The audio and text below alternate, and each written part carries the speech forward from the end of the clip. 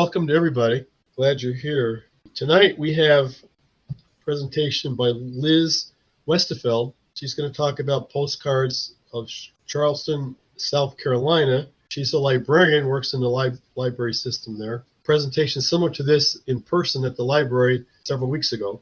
I'm Liz Wuestefeld. I'm a public librarian in Charleston, South Carolina.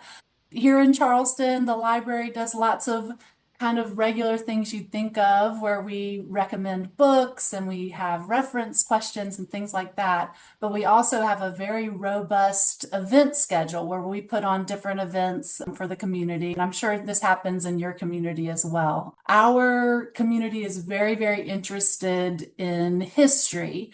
So I kind of got interested in postcards as a way to learn more about history. I'm neither a historian nor a postcard collector, but I've learned a lot more about history and postcards through going through this process. I'll share my presentation with you, and then also you guys are probably more expert than me. So if I get something wrong, I'd love to know, because this would be a great learning opportunity for me as well. So here we go. I did want to kind of have this dry little identification slide just to start off, kind of to orient us in what we're doing here. You guys might know this, and this is one of those things I might have a little bit wrong, but I got the information from a Canadian website called Vintage Postcards, and I found it really, really helpful. It talked about once there were private postcards, that there's the pioneer era, which are really scarce.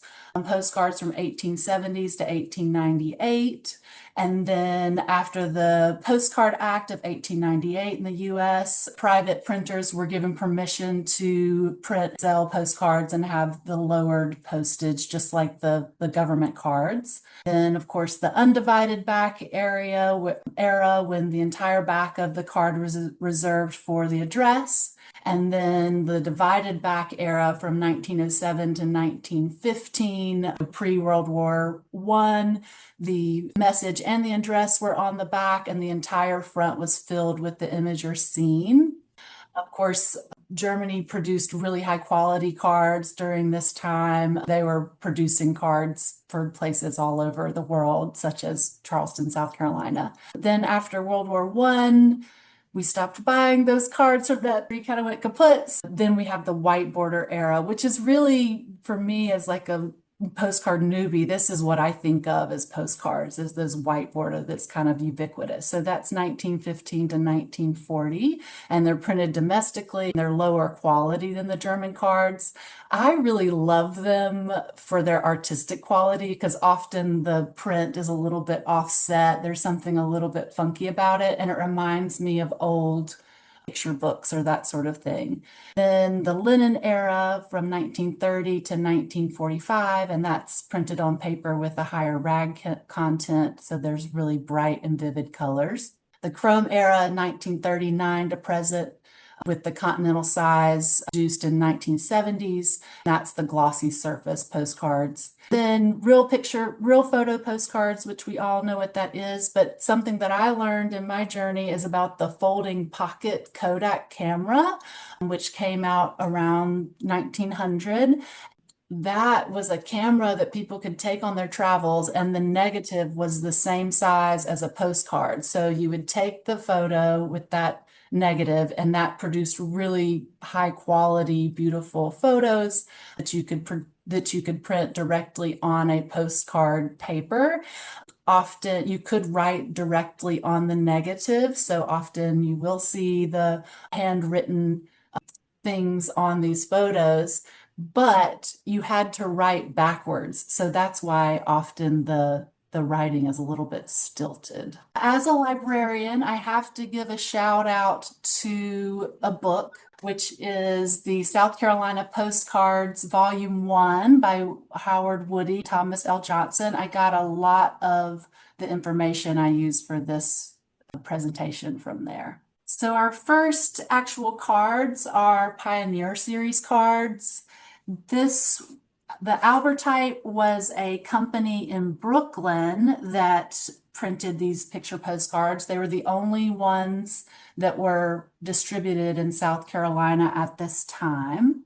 The one on the left is called On the Plantation. It was mailed from Charleston in 1898. The writing on the card is kind of hard to see, but from what I could tell, it is mostly excuses about why the sender hasn't written more or more often. So that kind of tickled me. Then on the right is one entitled Chimney Sweeps of Charleston, and it was mailed from Charleston in 1898, but it was probably produced earlier and left in a drawer somewhere.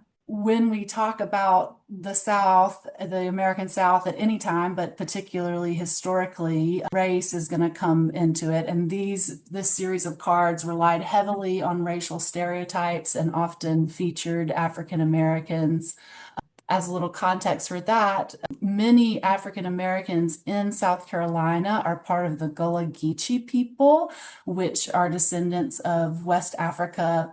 And because of the sea islands and the way things went, this culture has maintained a lot of traditional like accents and just traditions in the community. There's still a thriving community here today. This next set is from the Charleston World's Fair, which was in December 1901 until May 1902. World's Fairs really increased the popularity of postcards. Often they were sold in vending machines at these expositions. These were sold at local bookstores and to advertise this.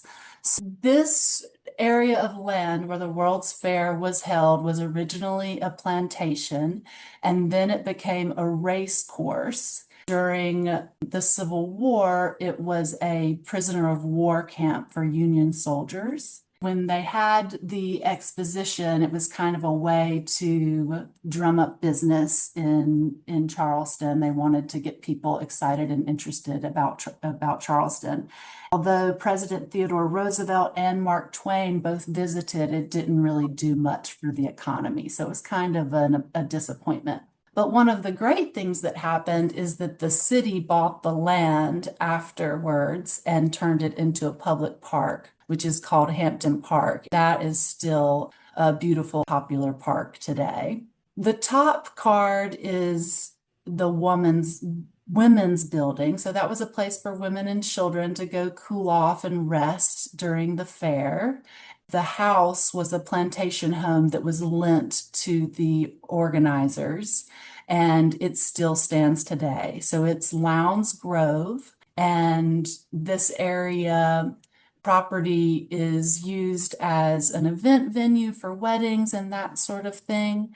It has also been featured in many TV and movies. So there's a scene at Lowndes Grove in the movie The Notebook, and also some scenes in the TV show Outer Banks, which is kind of a newer show. At the bottom here is Electrical Island. So at the fair, of course, they wanted to show off all the newfangled inventions. You could walk out on this island and see electricity firsthand. This next image is a newer card than the last ones. So it is, let me see the date I have on this. It's printed all the way to the edge, so I'm guessing it is pre-1915. And because the writing is on the front, I'm guessing it's an undivided back card. I found this card on the Leah Greenberg digital postcard collection. Unfortunately, they don't show the backs, which is part that I really, really like, but you can still get a lot from just the beautiful postcard front. The bandstand is no longer there, but the lake and the ducks do remain to this day. This is a later view of the same park. It has a white border, so it's printed sometime between 1915 and 1940. This next area is the East Battery. So the Battery is the seawall at the tip of the Charleston Peninsula. You can walk along it and look out over the Charleston Harbor, and then there's some beautiful historic homes.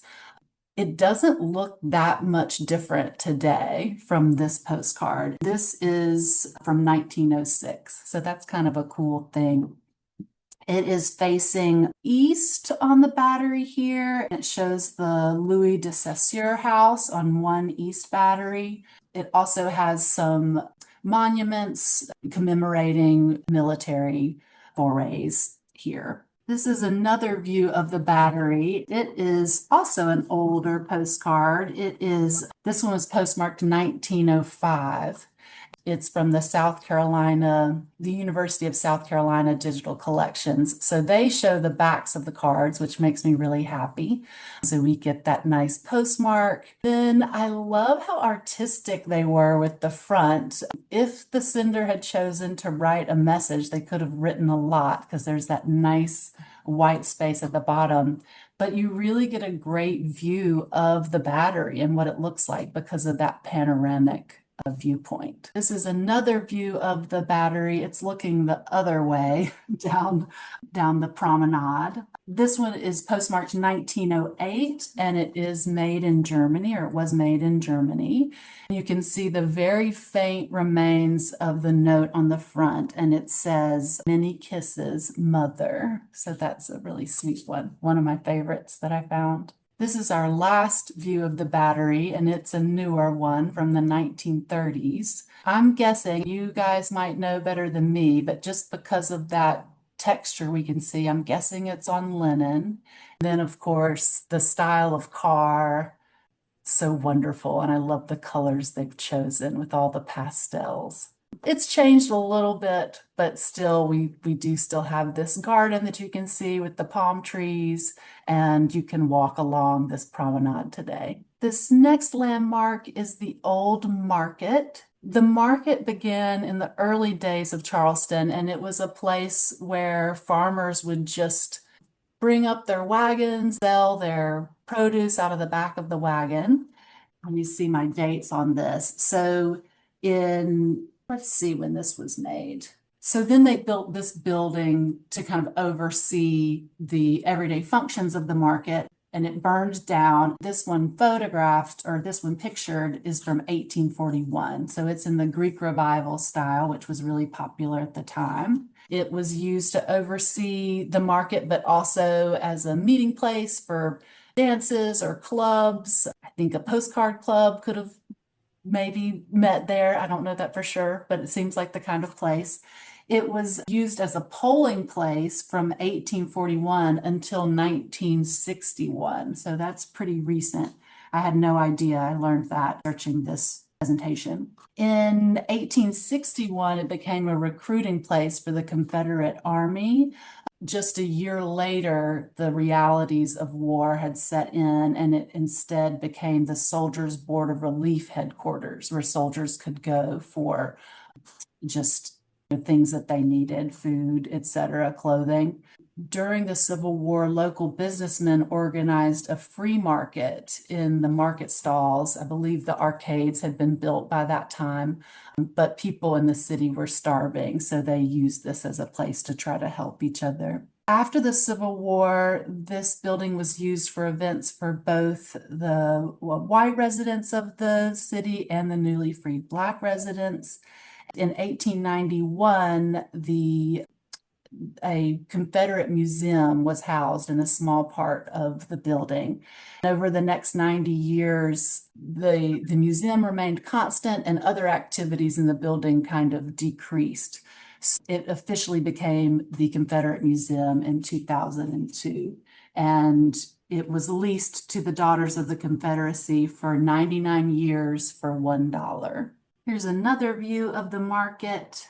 This one is postmarked 1929, and I love this style of illustration. It's probably my favorite, that white border era. Let's see what it says on the back too. So the message says, I'm having a good time. Saw this place yesterday in Hampton Park. Here is one from 1941, and it was made in Germany. So I guess that industry did continue in a different way. I love that the electrical lines are here. Although now that I'm looking at it, I'm like, 1941, I don't know if this is an old reimagining of it because we did not have trolleys here in 1941. This is St. Michael's Church. It's the oldest church in Charleston. They began building it in 1752. The postcard on the left, I'm not sure of the date. I couldn't quite make it out. I think it's 1900 or 1905. And the message reads, Dear Ethel, this church is 200 years old. An earthquake caused the spire to hang 1.5 feet to one side. And it says it's awfully hot here, which is still true. I did look at the church's website, and I don't think that it made the spire tilt to one side. The earthquake of 1886 sunk the spire 8 inches. On the right is an older postcard with some interior views as well, or I guess maybe around the same time. I think it's around 1903. George Washington once worshiped in the church in 1791, and then General Robert E. Lee worshiped in the church during the Civil War. It still stands, and you can go and worship there if you visit Charleston. Let me go back. Marion Square is one of my favorite areas of Charleston, South Carolina. It's a park that's downtown. We have a farmer's market there and art festivals and all sorts of things. It started out as the Citadel Green. So the Citadel is the military college here in town, and at one time it was right downtown. It's been moved since. This was kind of their practice grounds. But here's the Citadel, a view from above. And on the right, we have a postcard that features a part of the original Tabby Wall, which was a wall that protected the city in the 1700s. Tabby is oyster shells and concrete, and they were mixed together to make a strong wall for fortresses, and you can find them in different areas of the Low Country. And this is the one we saw that is postmarked 1910. I love the note on this one. First of all, I just adore the handwriting, which is so artistic. The note says, Hello, yes, I'm expecting a big time at the fair this week. Are you coming over any? If so, what day? Would like to meet you there. Sincerely, Harry. So, of course, I can't help but imagine that story. I'm assuming this was someone courting. All right, so this is King Street. This is still a business district today. I love the postcards of King Street because historians can really date them based on what businesses are shown, and you can go back to the fire maps and see exactly what was there at what time. This one has a note talking about all the changes that have happened between 1926 and 1946, but I believe that the postcard is older based on it being, I don't exactly know, but it's printed all the way to the edge, and there is a trolley car in it. The trolleys ran in Charleston until the 1930s. I believe it was 1938, a way to kind of date these King Street images. Streetcars were a lot slower than the automobiles that were becoming more ubiquitous, and the business owners really wanted the streetcars out of the way because they slowed down the traffic. So they petitioned the mayor to get rid of the streetcars. So in 1938, they had kind of like a big celebration. They started having buses instead, omnibuses, and dignitaries and important people went and had a big meal. And then they went and got on the trolleys, and private citizens were able to get on the trolleys as well and have one last free ride. They had a funeral procession for the trolleys around the city, sunset that. Here's another view of King Street, a little bit newer because we don't have wagons, we have the cars, but we still have our little trolley tracks. Then this is a night view. They would decorate with lights at Christmas. This one is an even newer one, obviously with the fashions and the cars and maybe that linen texture there. It also mentions the Charleston Public Library, which of course made me very happy. The public library first opened in 1931, but the address that they give on the back of this postcard is for the private library that has been around since 1748. So that's a little confusing. There's some incorrect information there, but I'm guessing that it was after the public library opened. Then lastly, I just wanted to share some digital collections that I used and that are local to Charleston, but of course, accessible for anyone.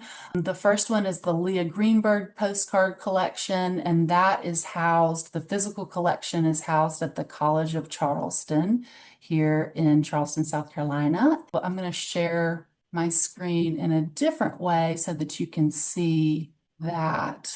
All right, so if you just Google Leah Greenberg postcard collection, it will take you there, and then there's no sort of paywall or anything like that. It is mostly South Carolina specific postcards. As I said, they don't have the backs photographed, but there is some information about each one.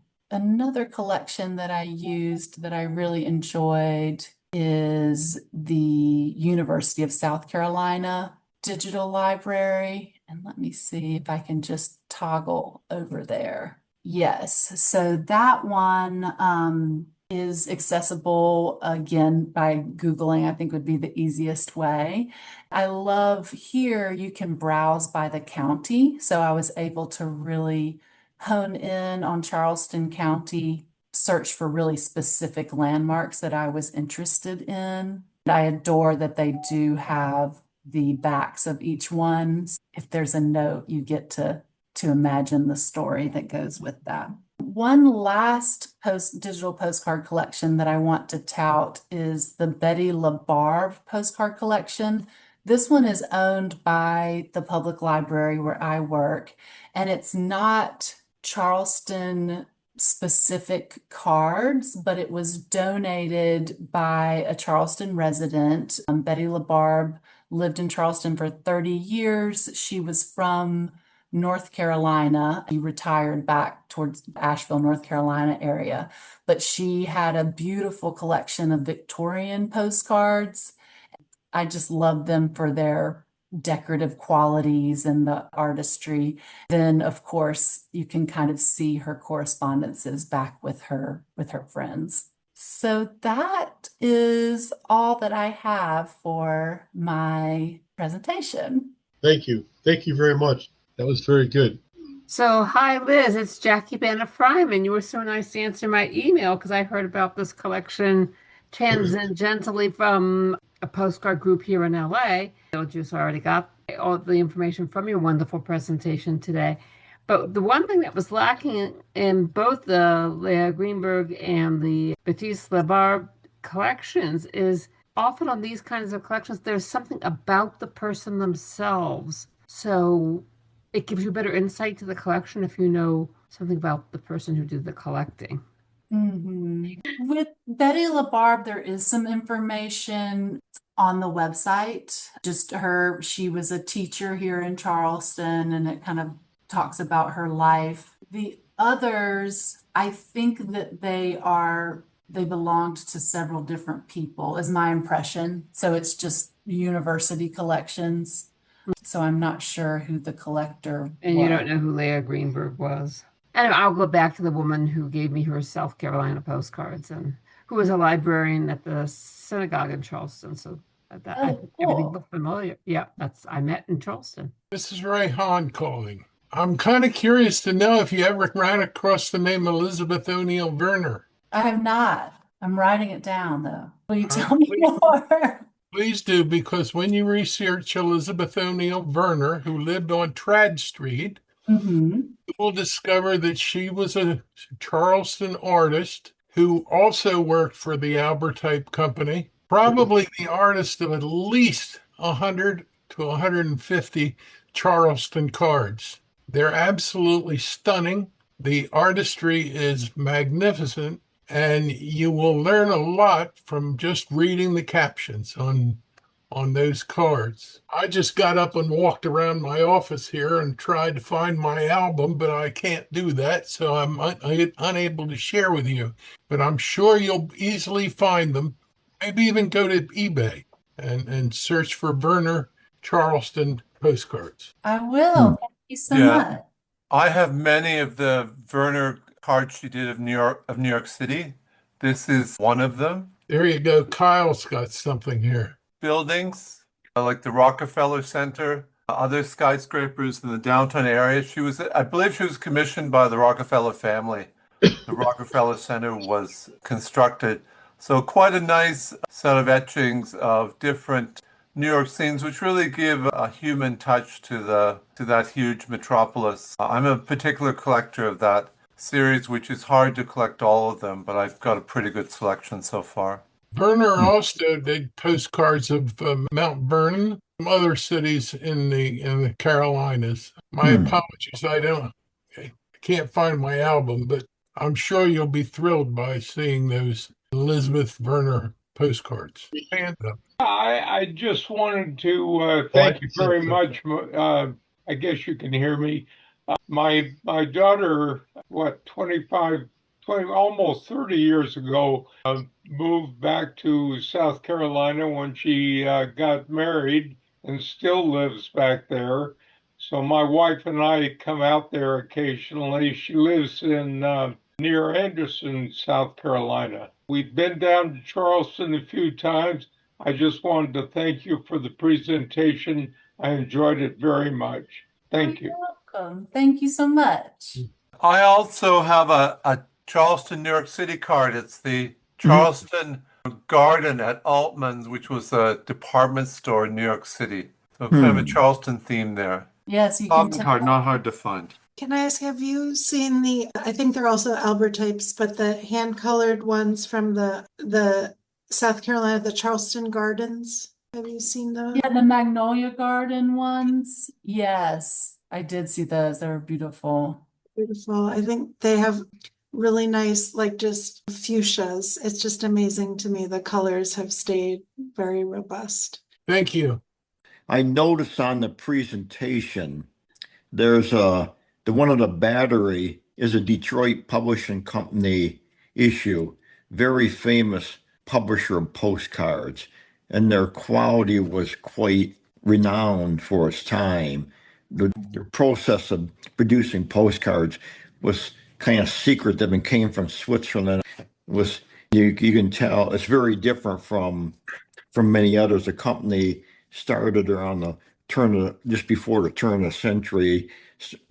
Then it went up into the early 30s, but eventually went bankrupt when it was closed down. But they do have, there's a very interesting story about Detroit publishing, as though you'd find with some other postcard publishers. Yes, I was going to try to find that one. It's a battery card. Mm-hmm. Go back. This one right there. That's the Detroit Publishing Company card. Look on the right. There's their logo. Detroit Photographic Company was one of the names they used. The picture covers it up a little bit. I know there's another expert in this group that goes heavy into collecting them, but you notice just the quality of the card, the very fine detail, and it's got a color in it, and which wasn't always common at the early time period. A lot of we have an expert here, I believe, in the group that knows more, but can tell you more about it. It's a beautiful card. You can find more of Detroit, I suppose, at the Newberry Library. So my question is totally different. Somebody posted about post-trotters, Larissa? Yes, that's me. Hi. Can you explain, as this is new, at least for me? I read about it in a Reddit group about postcards, and I joined it a couple months ago. It's very similar to post crossing, not quite as fancy or developed, but it operates in pretty much the same manner. I just wanted to pass the information on to anybody that was interested. It's free. It's very much like Post Crossing. You'll find it very similar. Oh, competition on sending postcard. Way good. I have a question regarding the postcard that you showed of the Charleston exhibition. I had never heard of it. Are there many cards of that expo? That one I found, that image was from the book that I showed you, so I don't know how many remain, but I know that that's from what I read in that book, that's when you can really start finding Charleston postcards. That's when Charleston postcard craze happened. So I'm not sure how many are out there, though.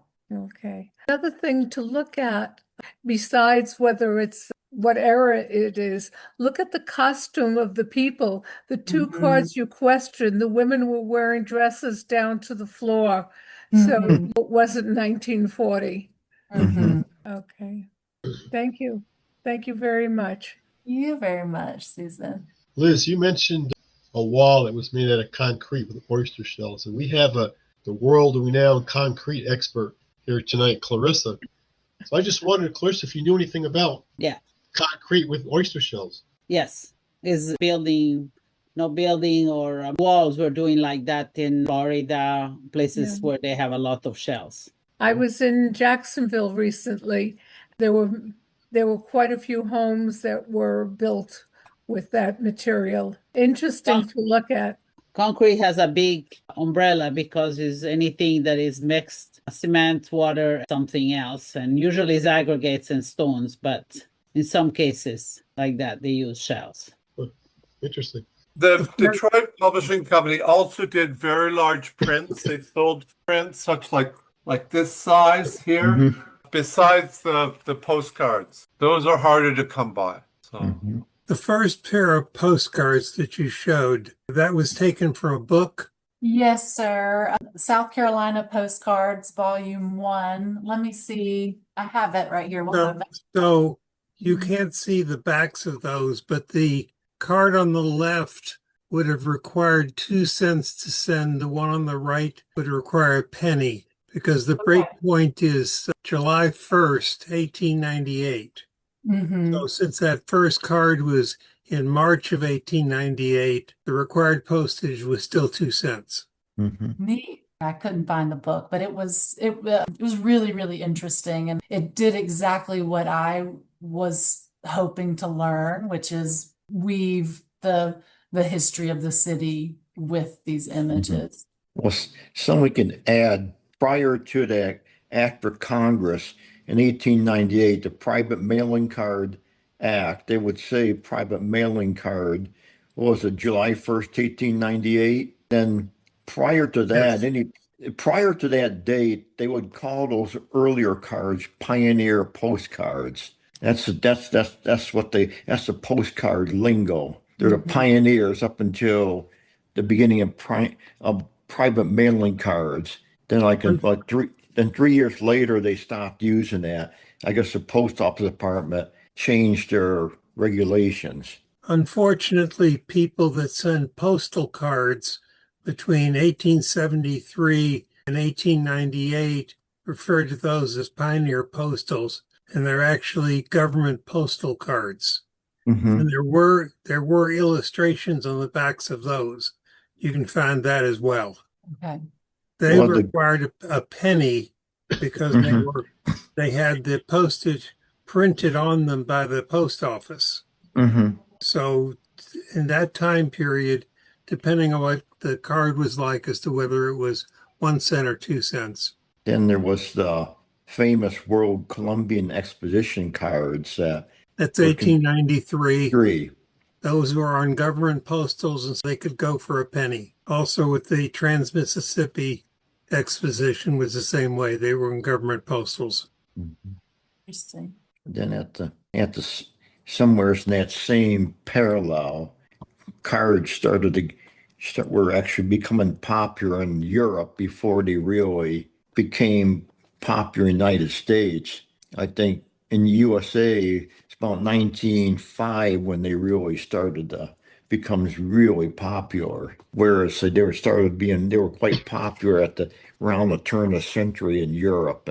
I've had several early postcards from about 1898, 99 from Europe. And apparently there was quite a craze at that time on the other side, the big pond, from what I've learned from reading.